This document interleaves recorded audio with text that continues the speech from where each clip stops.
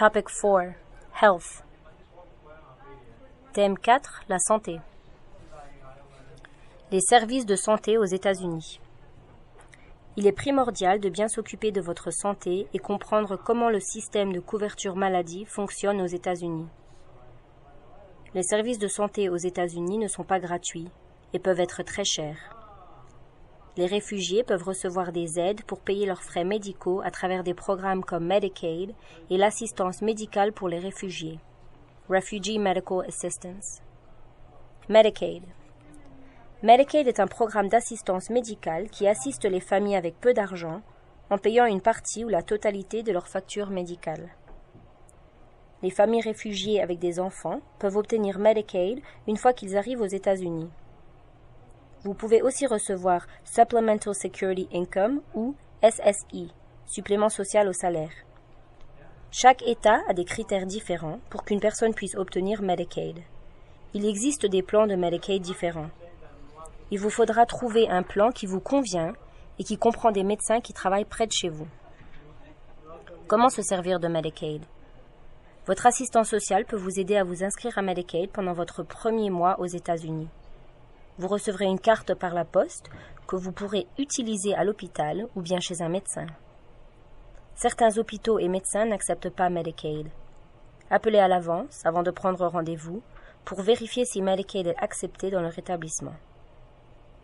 Les conditions pour bénéficier de Medicaid. Vous pouvez bénéficier de l'assurance Medicaid pendant 7 ans après votre arrivée aux États-Unis. Pour certains États qui ont Medicaid, il demeure optionnel de vous couvrir au-delà de ces 7 années. Les réfugiés sans enfants et ceux qui gagnent trop d'argent peuvent ne pas être qualifiés pour Medicaid. Assistance médicale aux réfugiés. Si vous n'avez pas droit à Medicaid, vous pouvez obtenir l'assistance médicale aux réfugiés, Refugee Medical Assistance, pour les 8 premiers mois après votre arrivée aux États-Unis. Après ces 8 premiers mois, vous n'aurez plus droit à cette assistance médicale aux réfugiés. L'assurance maladie privée. Certaines familles et certains individus se procurent des assurances maladie privées par le biais de leur travail ou d'eux-mêmes. Ces assurances aident à couvrir les coûts médicaux d'un individu. La personne paie une quantité d'argent chaque mois à la compagnie d'assurance, ou bien le coût lui est déduit chaque mois de son salaire. Si la personne tombe malade, la compagnie d'assurance couvre une partie des frais médicaux. Certains hôpitaux n'acceptent que certains plans maladie, donc demandez toujours s'ils acceptent le vôtre avant de vous y rendre. Il est conseillé de porter sa carte d'identité et sa carte d'assurance sur soi à tout moment. Couverture de santé. Il est important d'être assuré par une couverture santé car les services de santé sont très chers aux États-Unis. Si vous n'en avez pas et vous devez vous rendre à l'hôpital ou chez un médecin, vous devrez payer vous-même tous les frais. Par contre, quelques États ont un programme de Medicaid d'urgence. Demandez à votre assistant social de vous faire parvenir plus de renseignements. Les médecins et les dispensaires. Un cabinet médical ou un dispensaire est un lieu où l'on se rend quand on se sent malade et qu'on a besoin de services sanitaires comme des vaccins ou des prises de sang. La plupart des cabinets et des cliniques demandent que vous appeliez à l'avance pour prendre rendez-vous. En revanche, certains de ces dispensaires sont des cliniques sans rendez-vous. Les hôpitaux. Un hôpital est un endroit où vous allez quand vous vous sentez très malade, quand votre médecin vous y envoie pour des examens ou une opération, ou quand vous avez une urgence médicale. Une urgence est un problème médical extrême et soudain.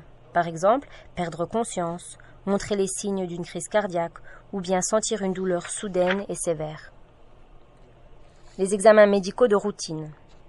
Il est important pour vous et votre famille d'aller chez le médecin une fois par an pour un examen médical de routine.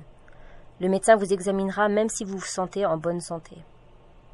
Ainsi, certaines maladies et certains cancers peuvent être découverts avant qu'ils ne deviennent sérieux. Voir le médecin. Quand vous rendez visite au médecin, il est important de lui dire comment vous vous sentez et aussi de comprendre ce qu'il ou elle vous dit. Si votre compréhension en anglais est limitée, le médecin, la clinique ou l'hôpital peut vous fournir des services d'interprétariat. C'est un droit qui vous appartient de demander une interprète pour vous aider à communiquer avec le médecin. Faire appel à un interprète. L'interprète n'a aucun droit de partager l'information que vous échangez avec votre médecin avec n'importe quelle autre personne. Cette information est confidentielle. Évitez de faire appel à des enfants comme interprètes, car il y a des informations qui peuvent ne pas être appropriées pour des enfants. La visite chez le médecin. Si vous ne comprenez pas le médecin, vous devriez demander au médecin ou à l'interprète de répéter ce qu'ils disent. N'ayez pas peur de poser des questions. Les médicaments. Il est important que vous compreniez pourquoi vous prenez des médicaments, que faire avec les médicaments que le médecin vous prescrit, combien de fois par jour vous devez prendre les médicaments et quand vous devez arrêter de les prendre, si vous devez les ingester avec de la nourriture, si les médicaments ont des effets secondaires. Les ordonnances. Il vous faudra une ordonnance d'un médecin pour pouvoir obtenir vos médicaments en pharmacie. Vous devrez peut-être payer un frais pour les médicaments, même si vous avez une assurance ou Medicaid. Ce frais se nomme le copaiement. Suivre un traitement. Il est important de continuer à suivre votre traitement comme vous l'instruit votre médecin, même si vous commencez à vous sentir mieux ou si vous vous sentez plus mal. Si vous continuez à vous sentir plus mal, appelez votre médecin. Les médicaments ne sont pas efficaces si vous ne suivez pas les indications correctement et ceci peut faire revenir votre maladie. Rangez les médicaments. Assurez-vous de bien ranger vos médicaments hors de portée des enfants. Gardez-les dans un cabinet verrouillé ou dans un endroit que les enfants ne peuvent atteindre. Votre santé. Il y a beaucoup de façons de vous maintenir vous et votre famille en bonne santé.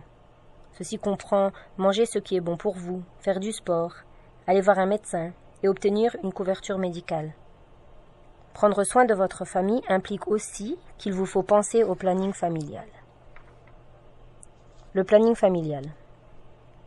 Certains couples s'organisent quand ils veulent fonder une famille et avoir des enfants. Certains couples décident de ne pas avoir d'enfants. Le planning familial est une façon de contrôler quand vous tombez enceinte et combien d'enfants vous voulez avoir. L'homme et la femme devraient prendre leurs décisions après en avoir discuté ensemble. La contraception.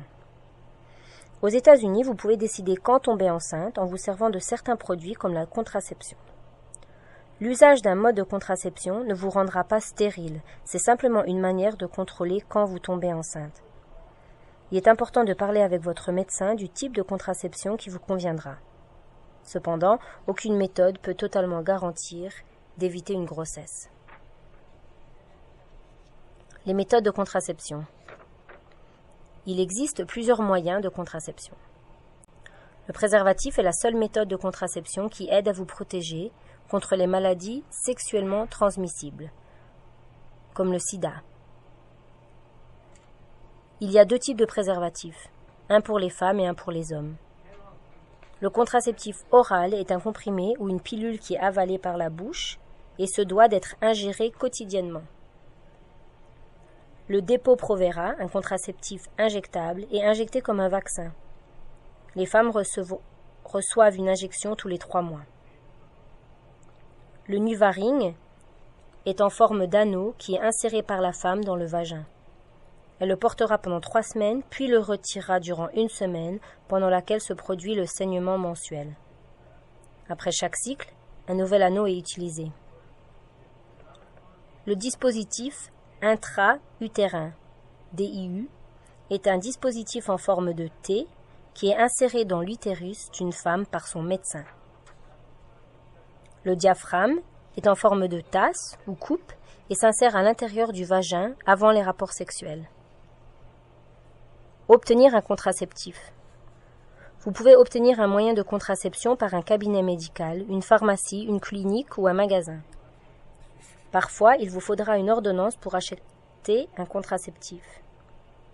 Chaque moyen de contraception n'a pas le même prix. Si vous êtes couvert, votre assurance peut couvrir vos frais.